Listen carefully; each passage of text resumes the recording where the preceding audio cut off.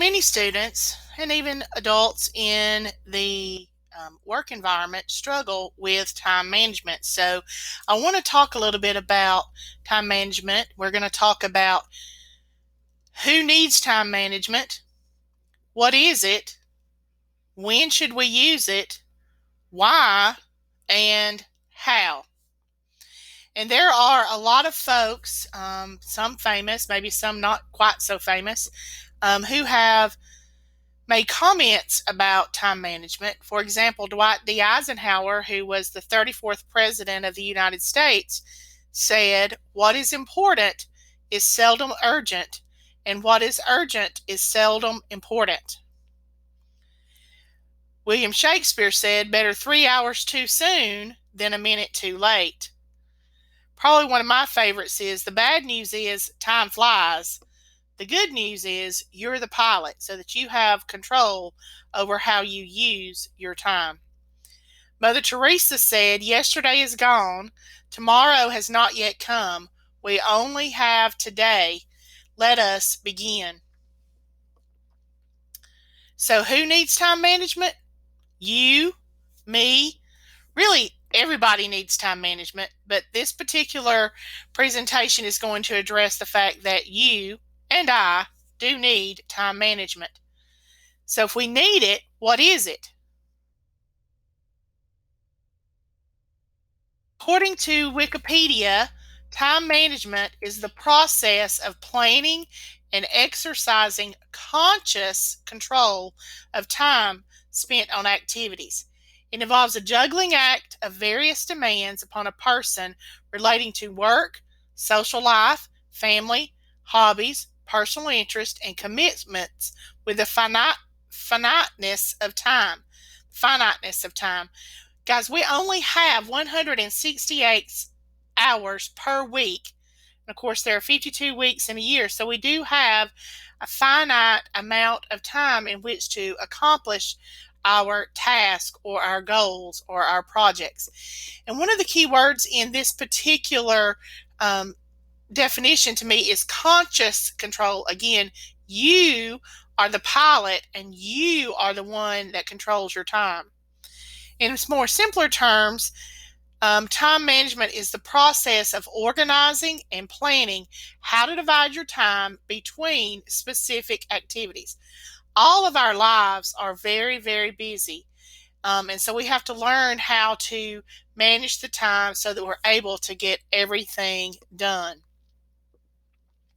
When should you use time management? Now. While you're in college, kind of learn how to better manage your time, and then that will carry over into your personal life, into your career.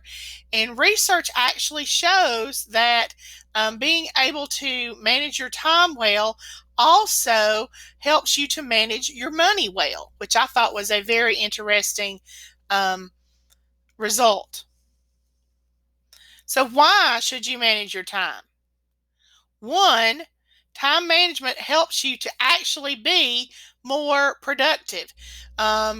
You are focused on a particular task at a particular time, and you can get it done. And that way, you do not miss important, quote, life deadlines or even academic deadlines. Making sure that you get that homework done on time, or you get the paper written and submitted on time. You get that project for your boss completed and submitted on time.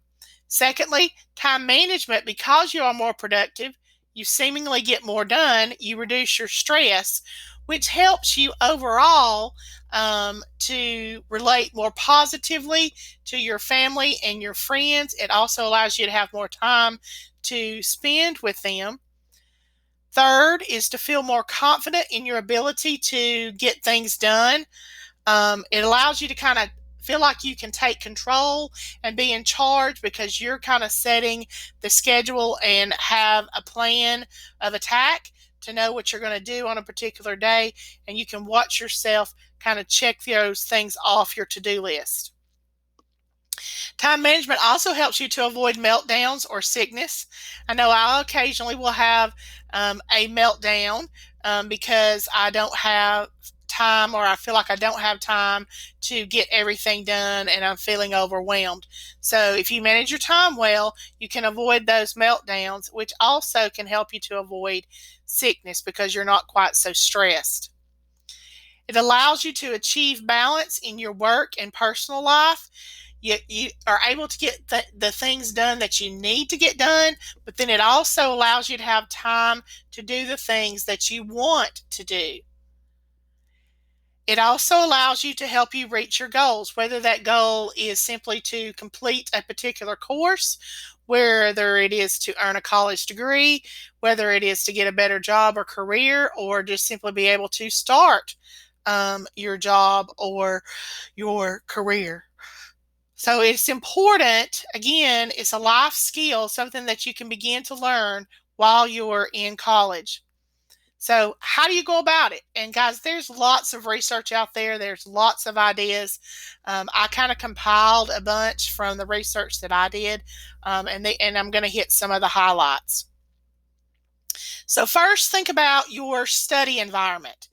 You want to create an environment that helps you focus. Maybe and you may want to even change up where you study. Maybe one day study at maybe the dining room table, and the next day you study at the desk in your room. But create an environment that helps you to stay focused. Research says to avoid studying in bed. You use that primarily for sleep, and so you want to avoid studying in the bed. The room should be well lit so that you can see what you're doing.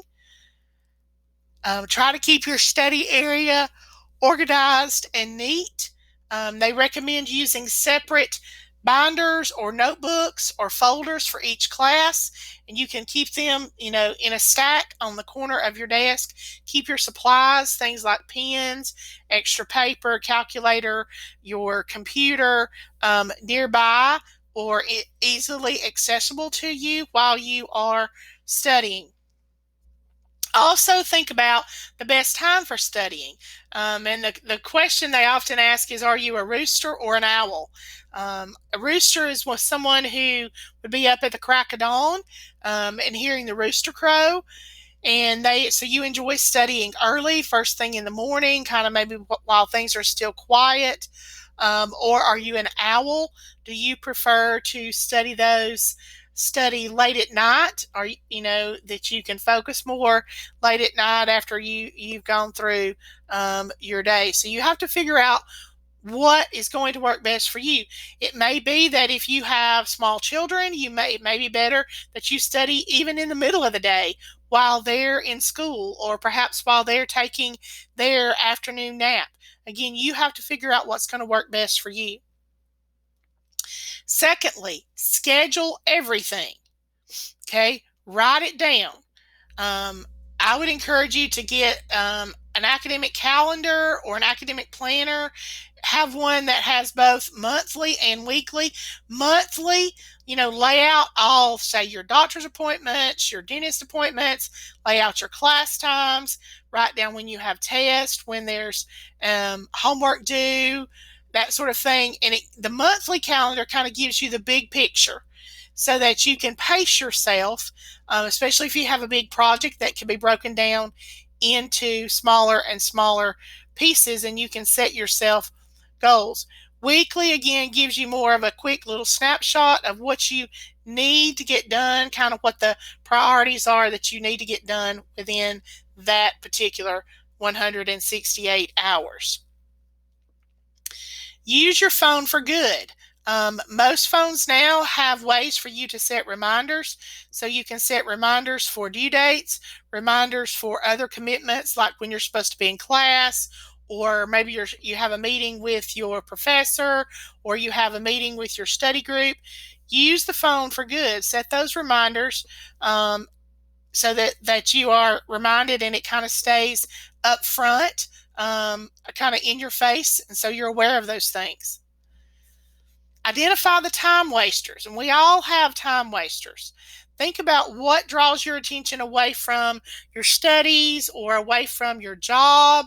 The most common, obviously, these days are social media, texting, phone calls, just aimless browsing on the internet, TV, and video games. So think about what those time wasters are and then commit to avoid doing those things while you are focused on studying.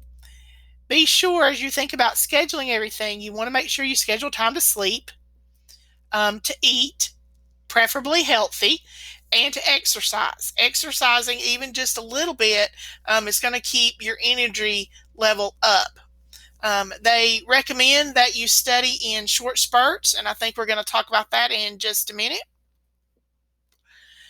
Establish a routine. Kind of get into a routine of, you get up, you shower, you have breakfast, then you sit down and you study maybe for 30 minutes to an hour, and then you maybe go and exercise. So figure out a routine that works for you and then stick to it as much as possible.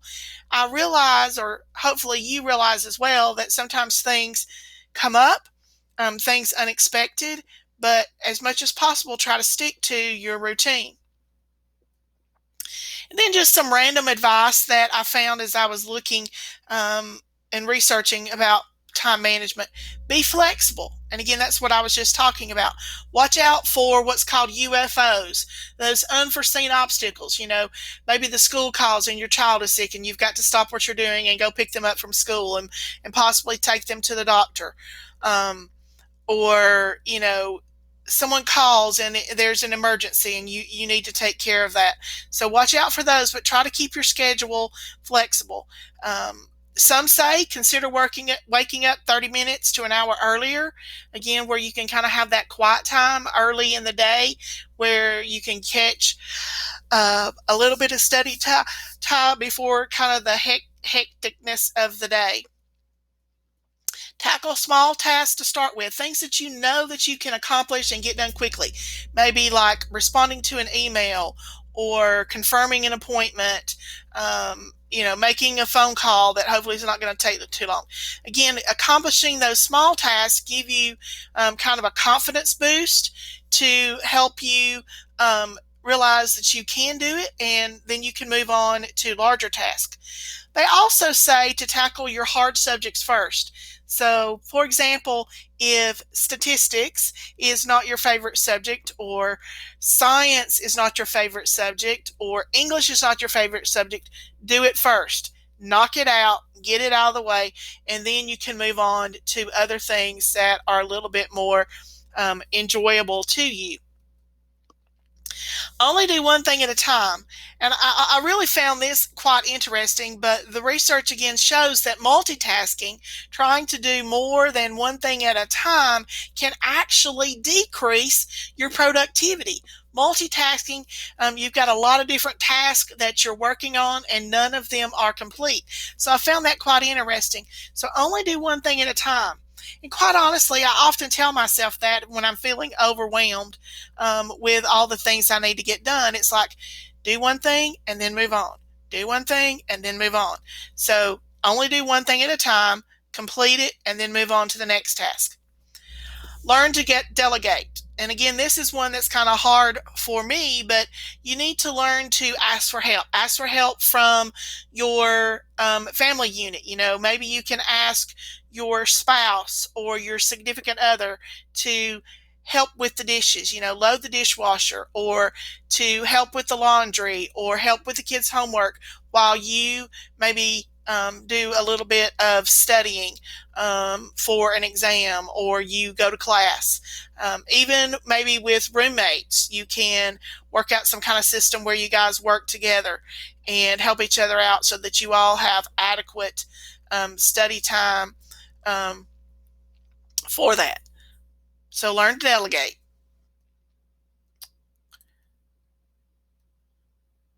Reward yourself, okay? It doesn't have to be all work, and no play.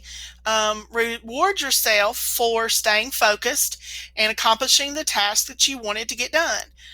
Again, research shows that if you'll work in short intervals, maybe 30 minutes to an hour, and then take a break for 10 or 15 minutes. And notice it says take regular, short, timed breaks. Maybe even if it's just to, walk down to the mailbox, or to go move the load of laundry from the washer to the dryer, to, watch 15 minutes of a game show or whatever, but work in short intervals and take regular short timed breaks. Key thing there is timed. Don't take too long of a break, but also remember to take time off for yourself, especially in this day and age. Sometimes I know personally I get so tired of sitting in front of the computer screen. And I just have to finally just say, okay, I've had enough. And I step away for a short time, to go do something else. Whether that may be, going to take a walk or fixing dinner. That's not really taking time for myself, but just to take some time for yourself, reward yourself, but also at the same time, you're taking care of yourself. I'd never thought about this, but one of the other things that I found in the research was to think about what kind of mood are you in. If you're feeling creative, maybe that's the time to work on a writing assignment. If you're feeling very focused, maybe that's the time to study for an upcoming exam. And then of course you got the mood, well, it's like, I got to get this done. Well, just get in there and get it done. Again, most likely tackling those hard subjects first. Finally, there was a suggestion, and they called it a twofer. And quite honestly, I do this a lot. It's a great way to kind of get some small things done. But you can use your waiting time between classes to get work done. Maybe, again, just something as simple as replying to an email, or filling in your notes that maybe you didn't get them all filled in during class time.